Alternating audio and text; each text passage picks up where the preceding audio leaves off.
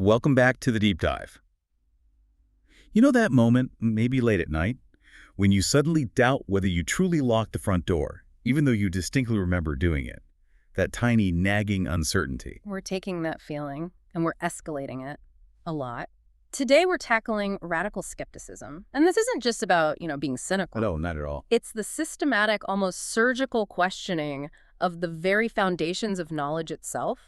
Our ability to know anything certain about the world, the future, or even whether other people have minds. And the sources we've compiled for this, they don't treat this as some dusty old historical debate. They see it as an active intellectual war zone. And they make a key distinction right away. They do. There's what they call local skepticism. Right, like doubting if numbers are real things, that sort of thing. Exactly. And then there's the big one. Radical epistemological skepticism, the really profound, field-shattering kind. And that's what we're focused on today. We are. We're going to be tracking how these historical giants, people like Descartes, who doubted the whole external world, And Hume, who completely pulled the rug out from under causality. how they set the stage for the modern thinkers trying to fight back. People like Dretske, Nozick, and Sosa. This deep dive is our attempt to map out the quicksand they've tried to build the house of knowledge on. A perfect metaphor. And our mission here is a detailed, really precise philosophical reconstruction. We're going to extract the core arguments, define the jargon, and I think most importantly, show how the debate has shifted. A huge shift. It's massive. It's no longer just a crisis of whether knowledge exists. It's become a crisis about our ability to persuade anyone of it through argument. So we'll guide you through this. First, we'll establish the central thesis of the whole debate. Then, we'll strip down the argument to its logical skeleton. After that, a glossary of the key terms you need to know, and finally, we'll unpack that amazing creative leap that all science depends on: induction. Let's do it. Okay, let's unpack this. We're starting with the end in mind. If we had to boil down the entire intellectual battlefield, the challenge, the modern response, everything, what is that one single executive thesis that captures the whole story? Here it is. It's dense, but it's the whole blueprint. The viability of knowledge in contemporary epistemology is challenged by radical skeptical arguments that question the foundational possibility of justified belief, compelling modern anti-skeptical theories to adopt externalist frameworks that redefine justification to accommodate pervasive fallibilism and circumvent the limits of human argumentative persuasion. Phew, okay. That is a truly professional, dense sentence. But let's translate that right away. The core idea there, the big takeaway, is that philosophers had to stop asking, can I prove I know it? And they started asking something else entirely. Right. They started asking, are the actual external conditions for knowing it met? It's a completely different question. It's a perfect distillation. That's the critical shift. The goal of modern epistemology isn't really to prove certainty anymore. It's to build a coherent theory of knowledge that just accepts our profound limitations. So what are these limitations, really? Where does this all start? It all starts with the enduring challenge of certainty. This whole quest is really a response to those early modern thinkers who, kind of broke philosophy. You have Descartes, with his methodical doubt, showing just how difficult it is to prove the existence of the external world. The table, the chair, your own body. All of it. And then you have Hume, with his critique of induction, showing how hard it is to justify projecting the past onto the future. I mean, why should the sun rise tomorrow just because it always has? And that leads to this concept we absolutely have to accept to move forward: fallibilism. Exactly. Fallibilism is the bedrock of modern thought here. It's the thesis that no belief, and I mean no belief, no matter how well supported it feels, can ever be justified in a truly conclusive way. There's always a sliver of doubt. Always. There remains a possible, maybe incredibly remote, but still possible, doubt as to its truth. We are, at our core, fallible creatures. So if we accept that we're fallible, then the whole philosophical project becomes trying to figure out how we can still claim to know anything at all. That's the game. The pursuit of what's called fallible knowledge. A state where we admit that our best justified beliefs might, in the end, turn out to be false, but we still hold on to the right to say we know them. It means redefining knowledge to include that doubt, not demand this impossible standard of absolute certainty. So let's get a bit more granular on how the skeptic actually operates. The sources we have really distinguish between two major historical forms. Right. Pyrrhonian and Cartesian skepticism, they sound similar, but their goals, their methods are worlds apart. Let's start with Pyrrhonism. How does that one work? Pyrrhonian skepticism is often described as a way of life, not some rigid doctrine. It's fundamentally non-dogmatic. A Pyrrhonist doesn't go around saying knowledge is impossible. So what do? They focus on generating what's called equipollence, a fancy word that just means finding equally persuasive arguments for and against any given claim. And the point of doing that is? The goal is ipnete, which is just suspension of judgment. By getting to a point where you suspend judgment on everything, the Pyrrhonist hopes to achieve ataraxia. Mental tranquility. Mental tranquility. Freedom from the anxiety of making big claims about how reality really is. They live by appearances and customs, but they avoid saying anything about what's true beyond how things seem. It's a powerful tool for continuous critical thinking. Okay, so if Pyrrhonism is about finding peace by suspending belief, Cartesian skepticism is the polar opposite. It's the nightmare scenario. It is. Cartesian skepticism is the aggressive dogmatic form. It weaponizes what are called skeptical hypotheses. These are the error possibilities. Right. And they're not just any error possibilities. There are scenarios that are, one, incompatible with the knowledge we claim to have, and two, and this is the killer part, they are subjectively indistinguishable from normal circumstances. Let's give the classic examples that, still give philosophy students nightmares. We start with Descartes' originals. First, the dream argument. How can you definitively prove, right now, that you are not in an incredibly vivid, realistic dream? You can't. In the dream, everything feels real. Exactly. Second, the evil demon or evil genius. This is a malevolent, all-powerful being whose entire goal is to deceive you, feeding you false beliefs about everything, math, the sky, your own hands, while making your internal experience feel completely normal. And then there's the modern sci-fi update to that. The brain in a vat, the BIV hypothesis. The idea is you might just be a disembodied brain floating in a jar of nutrients hooked up to a supercomputer that's feeding you a perfectly simulated reality. And the terror of that thought experiment is that from the inside, you can't tell the difference. The feeling of having hands is identical to being a BIV that's having the sensation of having hands. And that's the ultimate threat. The skeptic holds up that BIV card and says, look, unless you can prove with 100% certainty that this is false, then your claim to know you have hands is just unwarranted. That's the whole weight of the challenge. And it forces the anti-skeptic into a corner. Either they prove the BIV scenario is false, which seems impossible, or they have to fundamentally change the rules of what we count as knowledge in the first place. And that second move, changing the rules, that's precisely what modern epistemology has tried to do. Here's where it gets really interesting. We've laid out the nature of this profound doubt. Now, let's look at how the anti-skeptic tries to actually dismantle the problem. We need to strip this challenge down to its logical core, what they call the standard form argument. This is so critical because the whole skeptical argument hinges on an inference rule that just feels completely solid, completely unbreakable. It's called the closure principle. Okay, let's start there. Why is closure so intuitive? Why does it feel so strong? Well, just think about how we learn things. We rely on inference, on deduction. If you know that if it's raining, the streets will be wet, and then you look outside and you know it's raining. Then you know the streets will be wet. Of course. Right. Our ability to expand what we know through logical steps seems fundamental to being rational. So the closure principle just formalizes that. It says, if an agent knows P and knows that P entails Q, then that agent also knows Q. Seems indisputable. So if we accept closure, the skeptical argument becomes devastating. Let's walk through it using the BIV hypothesis as our cue. Okay, the radical skeptical argument in standard form goes like this. Premise 1, or P1. We are unable to know the denials of skeptical hypotheses. For example, I cannot know that I'm not a brain in a vat. P2. P2 is just the closure principle we just discussed. If you know P and you know P entails Q, then you know Q.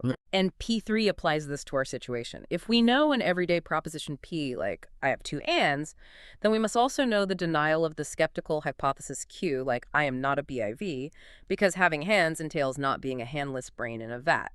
Which leads to the unavoidable conclusion. The conclusion, C, is that we must deny that we know those everyday propositions. We have to deny that we know we have hands. Wow. So since closure, P2, seems so solid, the only way to fight back is to attack P1, the idea that I can't know I'm not a BIV, or to attack closure itself. Let's look at that first strategy. Strategy A, attacking premise 1. This is the neo-Moreian approach. This strategy builds on the work of G.E. Moore, and Moore's move was less a complex philosophical proof and more just an appeal to common sense. Famously so. Famously so. When a skeptic challenged him about whether he could know he had hands, he just held them up and said, here is one hand and here is another. Therefore, the external world exists. That feels a bit like cheating, doesn't it? I mean, if the skeptic has already raised a doubt about the reliability of your senses, just using your senses to prove your senses are reliable, it doesn't seem to solve the problem. You've just articulated the central objection perfectly. It's known as the right critique. Moore did successfully reverse the argument's logic. He used a modus tollens instead of the skeptic's modus ponens. But as Wright pointed out, while Moore might in fact possess knowledge, his argument is completely question-begging. He assumes the very thing he's supposed to be proving. Exactly. So the argument is not cogent. It has zero power to rationally convince a neutral third party, let alone a committed skeptic. So how did the modern version, Neo-Moreanism, try to fix that massive flaw? They brought in the heavy machinery of epistemological externalism and modal logic. Thinkers like Ernest Sosa argued that we actually do know the denials of skeptical hypotheses. We do know we're not BIVs, but we know it externally. The key idea here is what's called modal distance. Okay, modally far off possible worlds. Let's simplify that. Imagine all the possible ways the world could be. The actual world is this one. Nearby possible worlds are just slight variations. You wore a different shirt today, for example. Far off possible worlds are ones that require a radical departure from reality. The laws of physics are different, or, you're actually a brain in a vat. Got it. The Neo-Morean uses a condition like Sosa's safety condition. Safety says that for you to know something, it must be the case that in all nearby possible worlds where you believe it, it's still true. Since the BIV world is modally far off, the safety condition is met in our actual world. Therefore, you do know you're not a BIV, you just know it via this reliable external process. So we get to keep the closure principle, which feels right, but we have to accept that our knowledge that we're not BIVs it's not something we can reflect on or prove to ourselves. It's just a kind of knowledge we have. Precisely. We save knowledge, in fact, but we do it by making this really radical move, appealing to conditions that are totally outside the agent's own mind or reflective abilities. Okay, now let's look at the other path, the competing strategy, strategy B. This one attacks premise 2, the sacred closure principle itself. This is the road taken by people like Dretske and Nozick. And this strategy is highly revisionist. It's a huge break from tradition. Dretske and Nozick just flat out argue that closure doesn't hold true all the time. They say it fails when that Q proposition is what they call an irrelevant error possibility. So they're saying you can know P without knowing Q, even if you know that P logically entails Q. That's the move. And the famous zebra example is the perfect way to get your head around this. Walk us through it. Okay, so you're at the zoo, you're on a safari, whatever. You're standing in front of an enclosure. Big sign says zebras. You look in, you see animals with black and white stripes. You form the belief P. Those animals are zebras. Makes sense. Under normal circumstances, I know that. I've ruled out the relevant errors. They're not horses, they're not donkeys. Right. But now consider proposition Q. Those animals are not mules that have been cleverly disguised to look exactly like zebras. Okay, that's a pretty irrelevant possibility. It is. And Dretske argues that you don't know Q. You lack the necessary epistemic tool, which he calls sensitivity, to track the truth of Q. Sensitivity demands that if Q were false, if they were disguised mules, you would not believe Q. But the disguise is perfect, so you'd go right on believing they weren't mules, even if they were. You're not sensitive to that truth. So if I don't know Q, that it's not a mule, but I do know P, that it is a zebra, and I know that being a zebra entails not being a mule, then closure says I shouldn't know P in the first place. And Dretske just rejects that conclusion. He bites the bullet and says, nope, I know P, but I don't know Q. And therefore, the closure principle must be false. He accepts that knowledge doesn't always transfer across the logical steps. Correct. But the cost of this move is huge. It's philosophically very expensive. And that cost, as the sources point out, is that it lets in what are called abominable conjunctions. This is where the strategy just breaks our deepest intuitions about knowledge. An abominable conjunction is a sentence that just sounds crazy, but the theory says it's logically fine. For example, I know that I have 2 hands, but I do not know that I am not a handless brain in a vat. Oof. Yeah, that sounds wrong. It sounds deeply wrong. Most people feel that if you know the first part, you have to know the second part. By rejecting closure, you're forced to accept these bizarre separations between knowledge claims. It saves our everyday knowledge, but at the cost of breaking a fundamental rule of how we think knowledge works. So it's clear it doesn't matter if you're a Neo-Morean or you follow Dretske and Nozick. You have to make one foundational move. You have to embrace epistemological externalism. Huh. Why is that the one required step, no matter which strategy you pick? Externalism is the only available life raft. It's the only way out, because it's the only thing that bypasses the skeptic's most powerful weapon. Which is the subjective indistinguishability, the "it feels the same from the inside" problem. Exactly.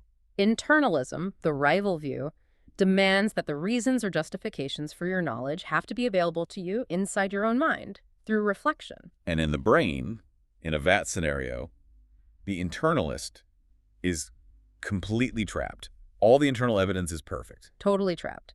But externalism, particularly a version called reliabilism, says knowledge is justified by conditions you don't need to have access to.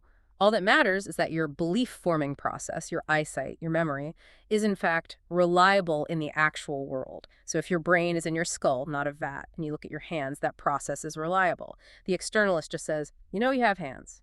End of story. It sounds incredibly pragmatic, but it also feels like it's sidestepping the original philosophical question. And that is the profound and I think really damning critique that's been raised by philosophers like Barry Stroud and Richard Fumerton.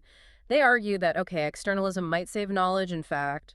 It might be true that we possess it, but it completely fails the philosophical quest for reflective assurance. What the philosopher was looking for in the first place. What they were looking for. The traditional philosopher wants to have the reliability of their own mind directly before consciousness. They want to be able to prove it to themselves. So the externalist is basically telling the philosopher, stop thinking so hard about it. In a way, yes. Stroud suggests that the philosopher's desire for this detached, objective viewpoint, seeing the world from nowhere, is what creates the skeptical problem to begin with.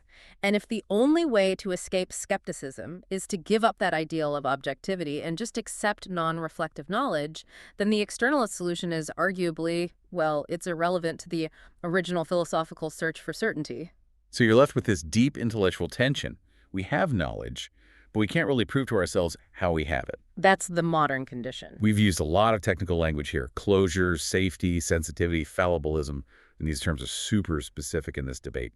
Before we go any further, let's pause and build a quick, rigorous conceptual glossary just to make sure we're all on the same page. The arguments really do hinge on these concepts. Agreed. Precision is everything here. Let's formally define the critical terms that structure this entire battlefield. Okay, start us off with the skeptic's main weapon, the one we just talked about. Right. Number 1, skeptical hypothesis. This is an error possibility that is, 1, incompatible with the knowledge you claim to have, and 2, is subjectively indistinguishable from normal life. The BIV is the perfect example. Okay. Next, the anti-skeptic's main engine for escape. Number 2, epistemological externalism. This is the view that you can have knowledge just by meeting certain external conditions, like your belief being formed by a reliable process without you needing to be aware of or have access to those conditions. The foundational assumption pretty much everyone accepts now. 3, fallibilism.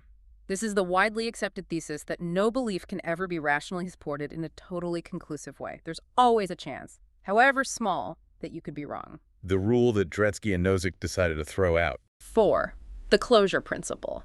This is that fundamental rule of knowledge. If you know proposition P, and you know that P entails proposition Q, then you also know Q. It's the idea that knowledge expands through logic. Okay, now for the so-called tracking theories, which try to specify what those external conditions actually are. Let's define the Dretske-Nozick condition, sensitivity. Number 5, sensitivity. This is a belief tracking condition. It says that for you to know P, you must not believe P in the nearest possible world where P is false. It's a test of whether your belief state can discriminate between truth and falsehood. And the rival condition, the one the Neo-Marian camp prefers. 6, safety. This condition, from Sosa, requires that in all nearby possible worlds, if you believe P, then P is true. Safety is more about reliability. It demands that your belief-forming process doesn't easily produce false beliefs in worlds similar to ours. Okay, let's move beyond the specific debate to a more foundational idea from Wittgenstein. 7, hinge propositions. These are propositions that are sort of exempt from doubt. They function like the hinges on a door upon which all our questions and doubts can turn. They aren't things we prove with evidence. They're the assumed backdrop for our investigations, like the world has existed for a long time.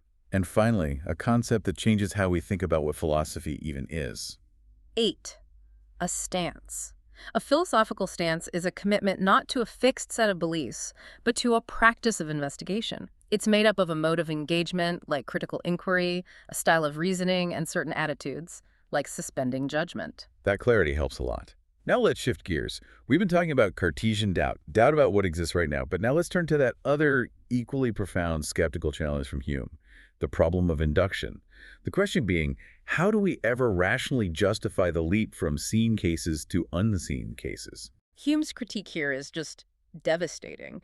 He showed that this leap of faith, which is the basis for all science and all causal reasoning, is not logically provable. Just because the sun rose every single day for the last 5 billion years is not a logical guarantee that it must rise tomorrow. We just assume the future will be like the past. We assume it, but we can't justify that assumption without using induction itself, which is a completely circular reasoning. And this brings us to this really dense but fascinating debate over what induction even is. It pits John Stuart Mill's view, which is kind of a passive generalization, Against William Whewell's view, which sees induction as this creative conceptual leap. And this is where we have to tackle the crux of Whewell's theory, the thing that turns induction from just counting things into an act of genius. Let's hear it. Okay, the quote is this: "The key element of induction for Whewell is that it is not a mere generalization of singular facts. The proper induction introduces a new element, what Whewell calls conception, which is actively introduced by the mind and was not there in the observed facts." Whewell's typical example of a conception is Kepler's notion of an ellipse. He introduced the notion of an ellipse. This move, Whewell suggested, was inductive but not enumerative. Okay, that quote really captures the intellectual excitement of it. But let's translate that idea of a conception into plain English.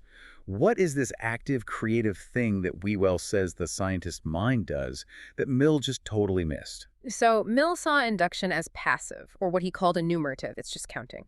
I've seen 100 white swans, therefore all swans are white. It doesn't really add any new information.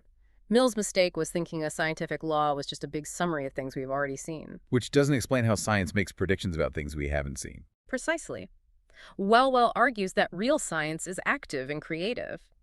The scientist's mind introduces a new theoretical idea, the conception, that acts as a principle of connection. It links the observed facts together and provides new content that wasn't in the raw data itself. The process is impleative. The conclusion contains way more information than the premises.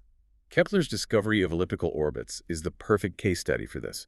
He just had a bunch of data points, the observed positions of Mars from Tycho Brahe. Exactly. If Kepler were following Mill's recipe, he would have just made a longer list of coordinates. But Kepler introduced the mathematical concept of an ellipse. The ellipse itself isn't something you can see Mars tracing in the sky. No, it's an intellectual construction. It's a law of geometry, an idea that binds all those observed positions together and, crucially, lets you make universal predictions about where Mars will be when you're not looking. Can we get a really concrete, real-world analogy to drive home the difference between this passive counting and induction as conception? Absolutely. Think about a data scientist looking at a spreadsheet. Enumerative induction is like just listing every data point you see on a scatter plot. You have point A, point B, point C. It's just the description of the facts you have. And induction as conception is the next level up. It's introducing the governing mathematical equation. It's drawing the line of best fit that explains those points, saying, for instance, the underlying rule is $192.05. That equation is the conceptual novelty. It's a theoretical invention from the mind that lets you predict where point D is going to fall, even though you haven't seen it yet. You move from a descriptive list to a predictive law. But even with this creative genius, the skeptical challenges to induction don't just disappear. Which leads us to some fascinating modern paradoxes. And the most famous one involves this bizarre color, grue. Ah, yes, Nelson Goodman's new riddle of induction. Goodman showed that the success of our inductive leaps isn't a matter of pure logic. It's messier than that. So consider the predicate grue. An object is grue if it's observed to be green before some future time t, and blue after time t. Okay, so what's the prop? Well, let's say t is tomorrow. Right now, all the emeralds we've ever seen are green. This evidence confirms the hypothesis, all emeralds are green. But that exact same evidence also equally confirms the hypothesis, all emeralds are grue. Oh, wow. One hypothesis predicts tomorrow's emerald will be green, the other predicts it will be blue. And today's evidence supports both equally. Yet, we all intuitively project green, not grue. So why do we do that? It must mean something pragmatic, not just logical, is guiding our choices. And that's Goodman's solution. He introduced the concept of entrenchment. A predicate like green is deeply entrenched because it has a long history of being used in successful projected hypotheses. GRU has basically no history. It's an artificial, unprojectable predicate. So successful induction depends not just on the evidence, but on using concepts that have proven their worth over our entire scientific history. Which brings us back full circle to Hume's original problem. If induction is logically invalid, but it's the engine of all science, how do we justify using it at all? We need something beyond pure logic. And that is where Hans Reichenbach's pragmatic justification comes in. Reichenbach argued that we can't prove induction is true, but we can prove it's the optimally successful strategy if the world has any kind of uniformity at all. What does that mean, optimally successful? He frames it as a kind of rational bet. Our goal is to find the limiting relative frequency of events. Reichenbach says, look, we make a blind posit, we just decide to use the rule of induction. Now, if a limit exists, if the universe is orderly enough for events to converge on a predictable pattern, then induction is the only method that's guaranteed to find it eventually. And if no such limit exists? Then the universe is total chaos, and no method can predict the future anyway, so we lose nothing by trying induction. So we use induction because it's guaranteed to work if success is even possible. It's the only rational game in town, even if we can't prove the universe is orderly ahead of time. It's a pragmatic bet. Exactly. It's the most honest philosophical response to Hume. We can't prove it's true, but we can prove it's the best tool we have. And this whole discussion about justification versus the best practical strategy, it brings us right back to our executive thesis, that shift from a crisis of knowledge to a crisis of persuasion. Let's look at that ultimate philosophical challenge. The simple inability to successfully argue with a determined skeptic. This takes us into the really interesting territory of deep disagreement, and it forces us to completely reinterpret some of the most ancient skeptical arguments, especially Agrippa's trilemma. Right. So traditionally, Agrippa's trilemma, which says any attempt at justification ends in either an infinite regress, a circular argument, or just stopping at an arbitrary point, was seen as a limit on our ability to know things. It showed we couldn't get to a final, ultimate justification. But the contemporary reinterpretation flips that on its head. It argues that the trilemma is actually a perfectly sound argument about the limits of persuasive argumentation. Even if the externalist is right and you do possess knowledge, you still can't successfully argue for it and convince a global skeptic. Why not? Why does the argument itself fail? It fails because of a really basic pragmatic principle of how arguments work. Let's call it the principle of persuasion. An unprejudiced person, B, will only be persuaded by an argument if B already believes or trusts the premises of that argument. But a global skeptic is defined by rejecting all foundational premises. They demand justification for everything. So the speaker can never find a shared starting point. That's the conflict. The three paths of the trilemma just become three different ways persuasion breaks down. If you stop at a foundation, the skeptic is unpersuaded because they don't accept your foundation. If you argue in a circle, they're unpersuaded because they already reject your conclusion. And an infinite regress just means you never get to a premise they accept. The argument fails not because the knowledge is missing, but because the social argumentative conditions for persuasion are missing. This perfectly captures this phenomenon of deep disagreement, which is something we see all the time in the real world, not just in philosophy class. Exactly. Deep disagreement happens when people fail to agree for these fundamental systematic reasons. It goes beyond facts. It's about their core form of life or their basic epistemic principles. And these skeptical arguments show us that this disagreement isn't just one thing. It breaks down into at least three distinct types of irresolvable disputes. Okay, so the first one is disagreement over premises, which is what we just covered with the Agrippa reinterpretation. No shared belief system. Type 2 is disagreement over argument rationality itself. This connects to what's called the meta-regress argument.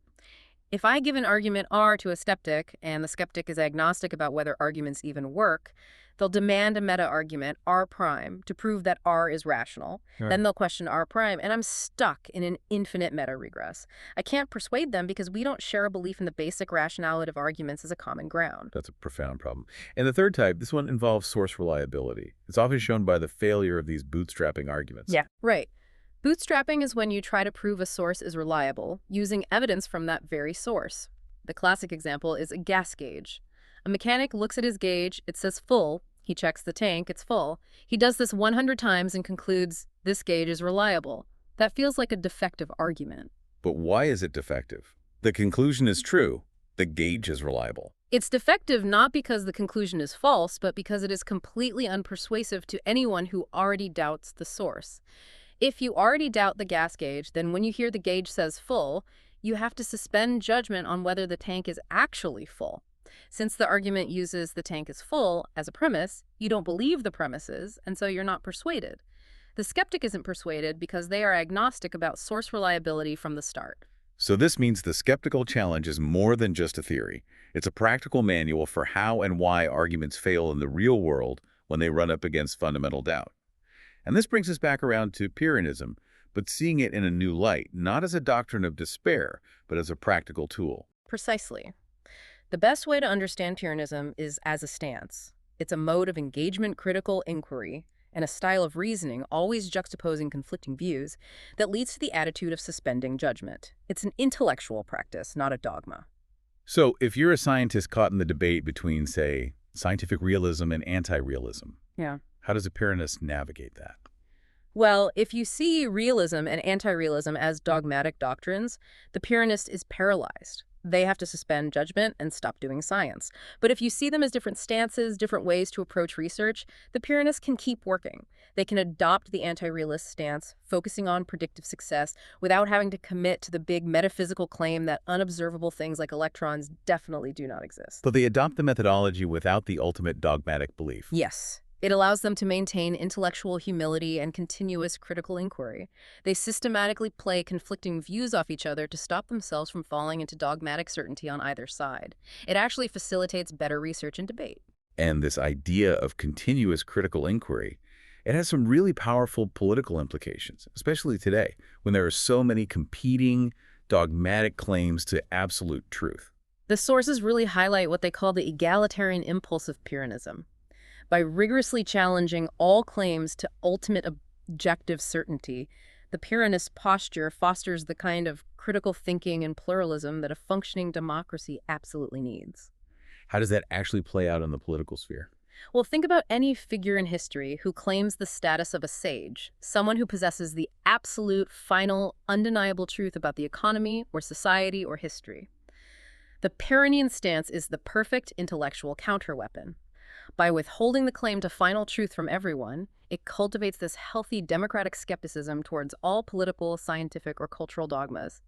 It forces deliberation, consideration of other views, and mutual respect, precisely because no one is allowed to claim they have a monopoly on certainty. It shifts the whole debate from who is right to how should we proceed given that we're all fallible. That's it, exactly. It recognizes that in these cases of deep disagreement where people are working from different premises or trusting different sources, the only way forward is the critical, non-dogmatic inquiry of the Pyrrhonist, not just shouting your dogma louder. So our deep dive really shows that the battle against radical skepticism in contemporary philosophy, well, it's been won, but only by completely changing the rules of the game. By adopting epistemological externalism, whether it's reliabilism or safety or sensitivity, we now claim that knowledge exists, in fact, defined by these external conditions we can't even access. And as that Stroud critique made so clear, we get this knowledge even if we can't prove it on reflection to ourselves. And, crucially, we can't successfully defend it to a determined global skeptic through argument because of that breakdown in the principle of persuasion. So the practical wisdom we get from all this is critical. We have to accept fallibilism as the most intellectually honest description of our cognitive lives. Doubt is always possible. And maybe we should embrace Pyrrhonism as a necessary stance of critical inquiry when we're faced with the kind of irresolvable, deep disagreements that just characterize being human. This whole journey, from Descartes' lonely internal crisis to this modern external solution, it leaves us with this profound divide. We know, but we cannot persuade. We've established that knowledge can exist even when it can't be successfully defended against a radical skeptic. So if the greatest philosophical challenge today really is the inability to persuade, does that imply that the most important kind of knowledge, the kind secured by these externalist conditions, is fundamentally private, something we possess and use to navigate the world, but can never fully share or justify to our community? Something for you to mull or explore on your own.